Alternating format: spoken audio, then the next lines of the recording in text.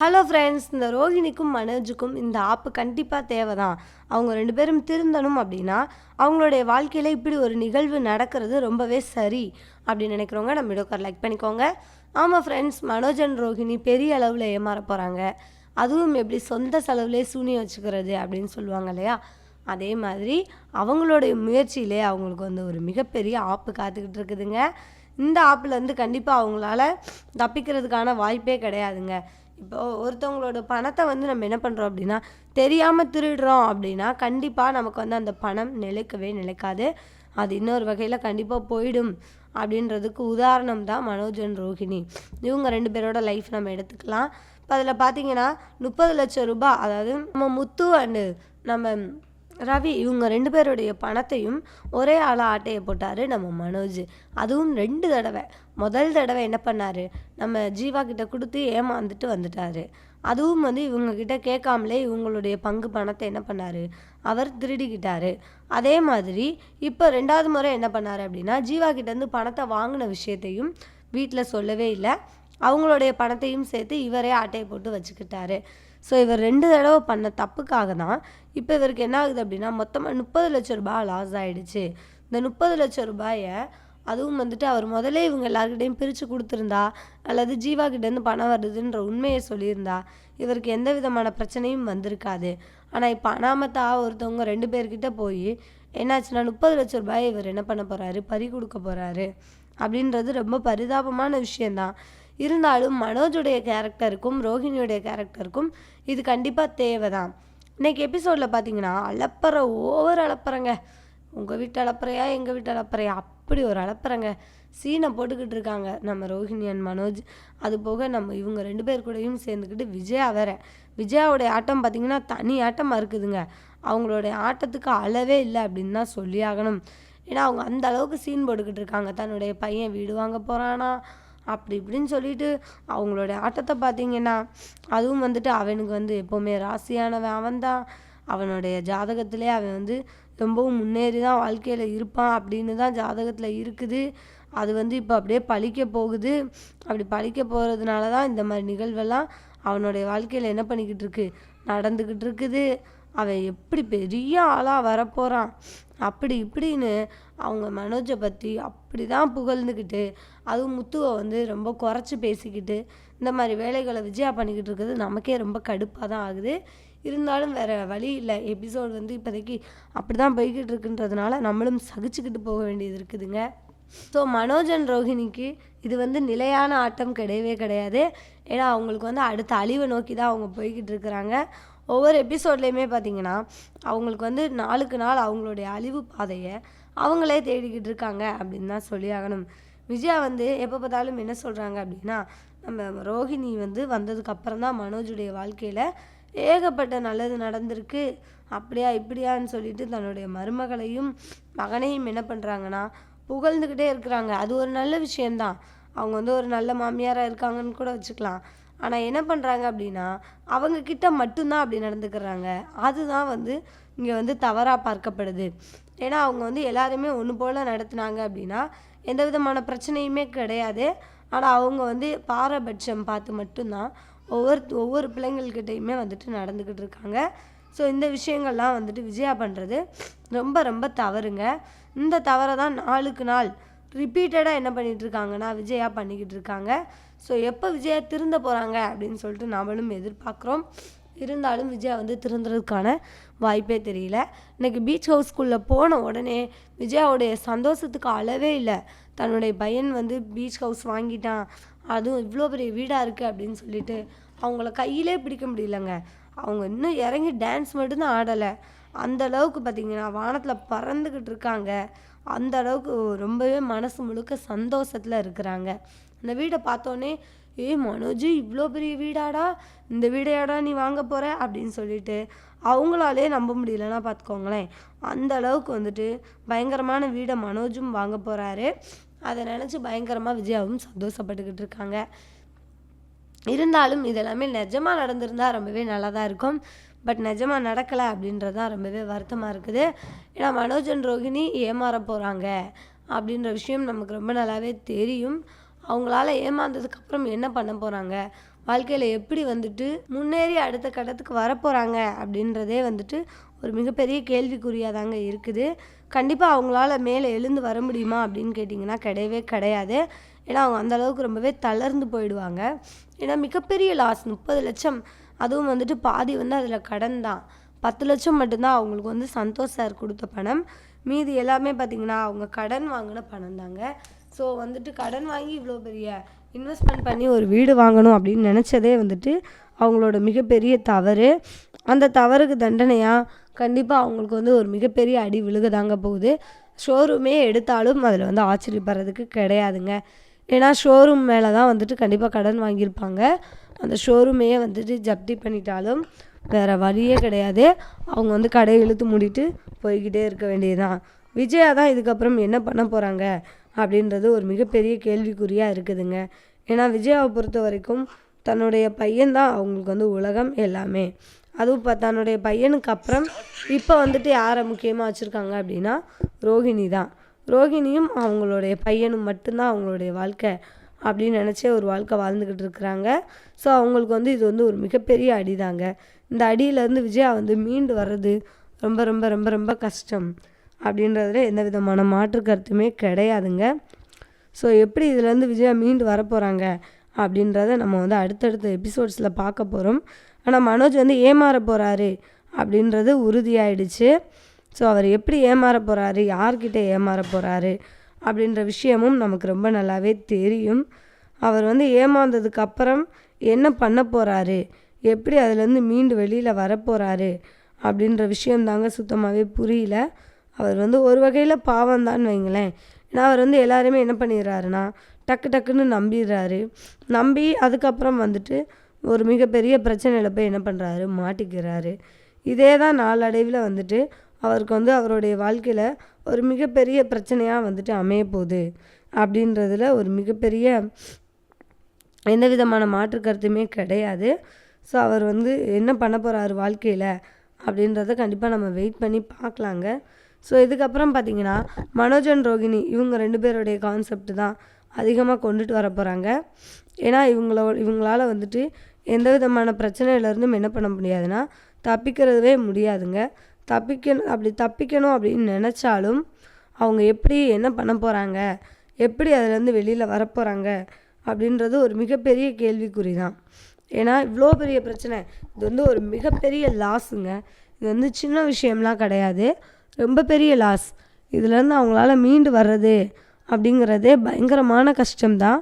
அதுலேருந்து எப்படி மீண்டு வரப்போகிறாங்க அப்படின்ற விஷயம் நமக்கே சுத்தமாகவே புரியல. 30 லட்சம் ரூபாய் அப்படின்றது ரொம்ப பெரிய அமௌண்ட். இந்த அளவுக்கு அமௌண்ட்டை வந்து அவங்க சடனாக, அதுவும் ஒருத்தவங்க கிட்ட வந்து எந்த ஒரு அத்தாரிட்டியுமே இல்லாமல் கொடுத்தது அப்படின்றது இவங்களுடைய முட்டாள்தனம் தான். இந்த முட்டாள்தனத்துலேருந்து எப்படி அவங்க வெளியில் வரப்போகிறாங்க அப்படின்றதும் ஒரு மிகப்பெரிய கேள்விக்குறியாக தான் இருக்குது. ஸோ என்ன பண்ண போகிறாங்க அப்படின்றத நம்ம வெயிட் பண்ணி பார்க்கலாங்க. ஸோ அடுத்தடுத்து என்ன நடக்க போகுது அப்படின்னா வேற என்னங்க, நம்ம மனோஜும் ரோஹிணியும் அடுத்தடுத்து அழுகிற கண்காட்சி தாங்க. ஸோ அவங்க 2 பேரும் ரொம்பவே ஃபீல் பண்ண போகிறாங்க அப்படின்றது நமக்கு ரொம்ப நல்லாவே தெரிஞ்சிடுச்சுங்க. ஸோ அடுத்தடுத்து கண்டிப்பாக அவங்களோட ஃபீல் பண்ணுற எபிசோட்ஸ் தான் வரப்போகுது. ஸோ நமக்கும் ஜாலி தான் வைங்களேன். ஏன்னா இத்தனை நாள் மனோஜ் அண்ட் ரோகிணி மற்ற எல்லாரையுமே அழ வச்சுட்டு தான் இருந்தாங்க. ஸோ அவங்களுக்கு வந்து இப்படி ஒரு அடி அப்படின்றது ரொம்பவே நல்ல விஷயம்தான். இதுக்கப்புறமாவது அவங்க கொஞ்சமாக திருந்துறதுக்கு இது ஒரு வாய்ப்பாக இருக்கும் அப்படின்னு சொல்லி நம்மளும் நினச்சிக்கிட்டு இருக்கிறோம். ஸோ இதுக்கப்புறமாவது அவங்க திருந்துவாங்களா அப்படின்றத நம்ம வெயிட் பண்ணி பார்க்கலாம். இன்றைக்கி எபிசோடில் பார்த்திங்கன்னா முத்து வந்து கரெக்டான டைமில் உள்ளே ஆஜராகிறாரு. எப்போ அப்படின்னா அவங்க அந்த ஓனர் இருக்கார் இல்லையா, அவர் பணத்தை வாங்கிட்டு அங்கேருந்து தப்பிச்சோம் பிழைச்சோம் அப்படின்னு சொல்லிட்டு ஓடுறான் அந்த ஃப்ராடு. அப்போ கரெக்டான டைமில் முத்துவுடைய காரும் உள்ளக்க வருது. அப்போ முத்துவுக்கு வந்து ஆரம்பத்திலே சந்தேகம் வருது. அவர் என்ன நினைக்கிறார் அப்படின்னா, இவங்க காரில் இடித்தோடனே அவர் வந்து ஒன்றும் சொல்லலை, அவர் பாட்டுக்கு கிளம்பி போயிட்டார். ஆனால் அதுக்கப்புறம் வந்து இவருக்கு எதுக்காக சந்தேகம் வருது அப்படின்னா, அவர் வந்து ஒரு வாடகை காரில் போகிறாரு. அப்போ அவர் கூட தான் முத்து வந்து சண்டை போட்டுக்கிட்டு இருக்காரு. இவன் வந்து என்னை எதிர்த்து வந்து விட்டுட்டான் அப்படின்னு சொல்லிட்டு அவனோட காருக்காரன்ட்ட வந்து சண்டை போட்டுக்கிட்டு இருக்காரு. அப்போ அவனுக்கும் முத்துவுக்கும் இடையில ஒரு வாக்குவாதம் வந்து நடந்துக்கிட்டு இருக்குது. அப்போ மனோஜுக்கு வந்து பயங்கரமாக டென்ஷன் ஆகுது.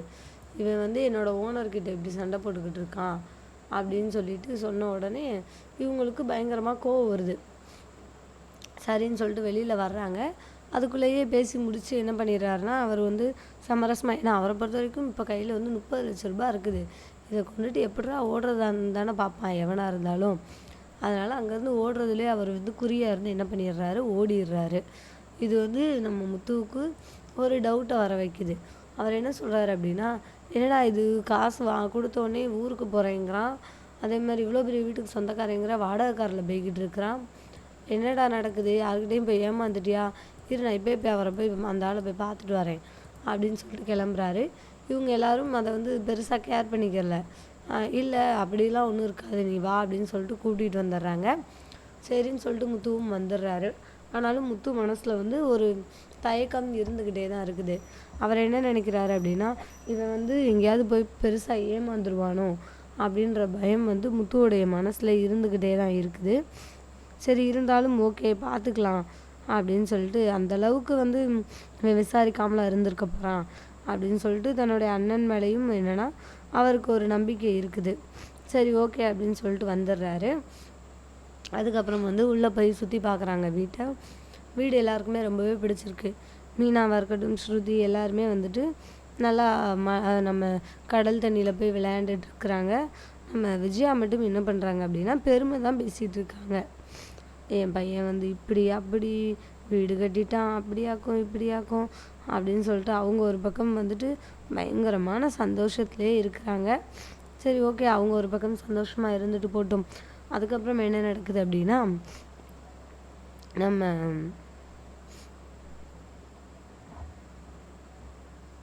முத்து இருக்கார் இல்லையா, அவர் வந்து இதை பற்றி தான் யோசிச்சுக்கிட்டு இருக்காரு.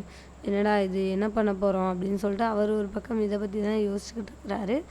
அதுக்கப்புறம் வந்துட்டு நாளைக்கு எபிசோடில் என்ன நடக்க போகுது அப்படின்னா, இன்றைக்கி எபிசோடில் பெருசாக ஒன்றும் சுவாரஸ்யமாக எதுவும் நடக்கலை.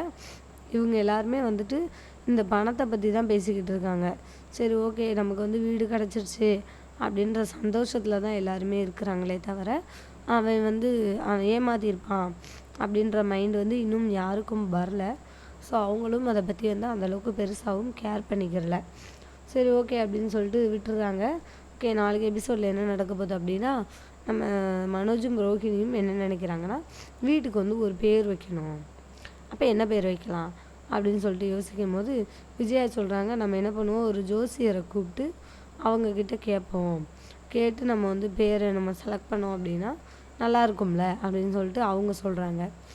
சரி ஓகே அப்படின்னு சொல்லிட்டு ஒரு ஜோசியரை வந்து வர சொல்கிறாங்க. ஜோசியரை வர சொன்னால் அவர் வந்து என்ன சொல்கிறாருன்னா, பேர் வந்து உங்களுடைய பேர்லேருந்தே வைக்கணுமா, எந்த மாதிரி பேர் வைக்கணும், நீங்கள் தான் செலக்ட் பண்ணணும் அப்படின்ற மாதிரி சொன்னோடனே, ஓகே அப்போ எங்கள் பேர்லேருந்தே செலக்ட் பண்ணி வைங்களேன் அப்படின்னு சொன்னோடனே சரின்னு சொல்லிட்டு இவங்க வந்து ரோஹிணியோட பேர்லேருந்து ரோ, மனோஜோடைய பேர்லேருந்து மா, விஜயாவோட பேர்லேருந்து யா, ரோமையான்னு பேர் வச்சுருவோம் அப்படின்னு சொன்ன உடனே நம்ம எல்லாருக்குமே பயங்கரமாக சிரிப்பு தான் வருது. இதெல்லாம் ஒரு பேருன்னு சொல்லிட்டு இந்த ஜோசியரை வேறு கூப்பிட்டு கேட்டுட்ருக்காங்க அப்படின்னு சொல்லிட்டு இவங்க யாருக்கும் அந்தளவுக்கு அதில் வந்து உடன்பாடு இல்லை. இருந்தாலும் நம்ம விஜயாவுக்கு கேட்டவுடனே சந்தோஷமாயிருது. ரோமையா அப்படின்னு சொல்லி சொன்னோடனே அவங்களுக்கு ஒரே பயங்கரமான சந்தோஷம். ஓகே, நல்ல பேராக இருக்குது அப்படின்னு சொல்லிட்டு நினைக்கிறாங்க. இந்த பேர் தான் வைக்கணும் அப்படின்னு சொல்லிட்டு அவங்க வந்து ஃபிக்ஸ் பண்ணிடுறாங்க. ஃபிக்ஸ் பண்ணோடனே ஓகே, இவங்களால என்ன சொல்ல முடியும், சரின்னு சொல்லிட்டு பேரை வச்சுக்கோங்கன்னு விட்டுறாங்க. இவங்களும் அதே பேரை தான் வீட்டுக்கு வந்து செலக்ட் பண்ணியிருக்கிறாங்க. ஆனால் இவங்களுக்கு இதில் ஒரு வருந்தத்தக்க விஷயம் என்ன அப்படின்னா, இவங்களுக்கு என்ன நடக்குது அப்படின்றதே தெரியல. இவங்களை சுற்றி பல பிரச்சனைகள் வந்துட்டு நடந்துக்கிட்டு இருக்குது. ஆனால் இவங்களுக்கு இப்போ ஒரு பேர் வைக்கிறது மட்டும்தான் இவங்க வந்து என்ன பண்ணுறாங்கன்னா யோசிச்சுட்ருக்காங்க. இவங்களுக்கு இன்னுமே வந்துட்டு இந்த பிரச்சனையோடைய தாக்கம் என்ன அப்படின்றது தெரியல. இதெல்லாம் தெரிஞ்சதுக்கப்புறம் எப்படி தாங்கிக்க போகிறாங்க அப்படின்ற விஷயமும் சுத்தமாகவே புரியல. ஏன்னா இவங்களுக்கு வந்து பெரிய பிரச்சனை இது வந்துட்டு என்ன அப்படின்னா, இது வந்து ஒரு மிகப்பெரிய பிரச்சனை. ஒருத்தருடைய வாழ்க்கை வந்து இதில் வந்து மிகப்பெரிய அளவில் சம்மந்தப்பட்டிருக்குது. ஆனால் அது வந்து அவங்களுக்கே சுத்தமாகவே என்ன பண்ணலை தெரியல. இந்த விஷயங்கள் தெரியும் போது அவங்களால இதை வந்து தாங்கிக்கவே முடியாது அப்படின்றது தான் நிஜமாகவே, இதுதான் உண்மை அப்படின்றது நமக்கே நல்லாவே தெரியும். ஆனால் அவங்க வந்து எப்படி இந்த பிரச்சனைகள்லேருந்து வெளியில் வரப்போகிறாங்க அப்படின்றத நம்ம வந்து வெயிட் பண்ணி பார்க்கலாம். பட் இவங்களுக்கு வந்து இது என்னென்னா கண்டிப்பாக தேவை தான். இதெல்லாம் வந்துட்டு இவங்களுக்கு கண்டிப்பாக தேவை தான் அப்படின்றதுல எந்த விதமான மாற்று கருத்துமே கிடையாதுங்க. ஸோ இவங்களுக்கு வந்து இந்த பிரச்சனைகளில் வந்து இவங்க என்ன பண்ணணும்னா மாட்டிக்கிட்டு தான் ஆகணும். என்ன பண்ண போகிறாங்க அப்படின்றத நம்ம வெயிட் பண்ணி பார்க்கலாம். நம்ம முத்து வந்து இவங்களை எப்படியாவது என்ன பண்ணுவார்னா காப்பாற்றுறதுக்கு தான் ட்ரை பண்ணுவார்.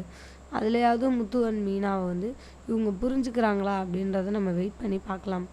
ஏன்னா நம்ம முத்து அண்ட் மீனாவை பொறுத்த வரைக்கும் எல்லாருமே நல்லா இருக்கணும் அப்படின்னு தான் நினைப்பாங்க. ஸோ இவங்களும் வந்துட்டு நல்லா இருக்கணும் அப்படின்னு தான் இவங்க வந்துட்டு நினைப்பாங்க. ஸோ இதை வந்துட்டு அவங்க என்ன பண்ணுவாங்கன்னா தவறாக தான் புரிஞ்சுக்க போகிறாங்க.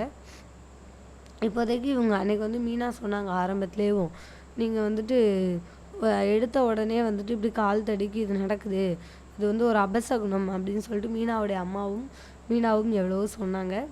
ஆனால் கண்டிப்பாக வந்துட்டு ரோகிணி அதை எடுத்துக்கவே இல்லை.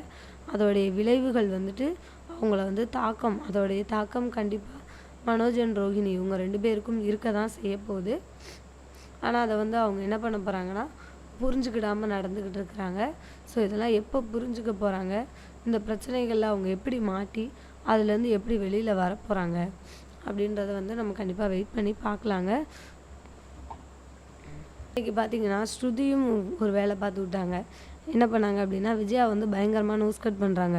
இவ்வளோ பெரிய வீடா அவ்வளோ பெரிய வீடா அப்படின்னு சொல்லிட்டு அவங்க அப்படியே பெருமையாக புகழ்ந்து பேசிகிட்டு இருக்கும்போது, இதெல்லாம் ஒரு விஷயமே இல்லை ஆண்டி, இப்போலாம் வந்துட்டு இதெல்லாமே சகஜம்தான், பீச் ஹவுஸ் வச்சுருக்கிறதுலாம் நார்மல் தான், இன்னும் கொஞ்சம் தூரத்தில் போனீங்கன்னா எங்கள் பீச் ஹவுஸ் வந்துடும் அப்படின்னு சொன்னோடனே, உங்களுக்கு பீச் ஹவுஸ் எல்லாம் இருக்கா அப்படின்ற மாதிரி கேட்டோடனே, இருக்குது, பீச் ஹவுஸ்லாம் இருக்குது அப்படின்ற மாதிரி சொல்கிறாங்க.